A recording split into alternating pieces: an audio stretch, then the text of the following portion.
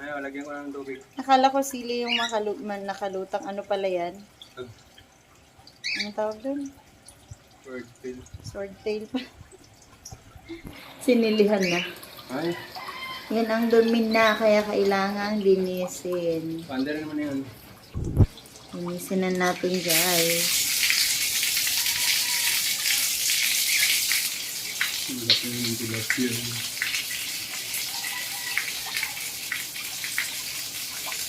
Baka malunok nila yung maliit na isda.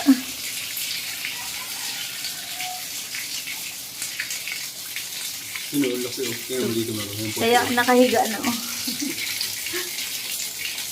Ang laki. Yung shark naman, sobrang haba. Wala, inaaway niya. Ay, ginagawa ng shark. Ay, na-stress na naman siya, oh. Pag natatalad na shark, parang timang.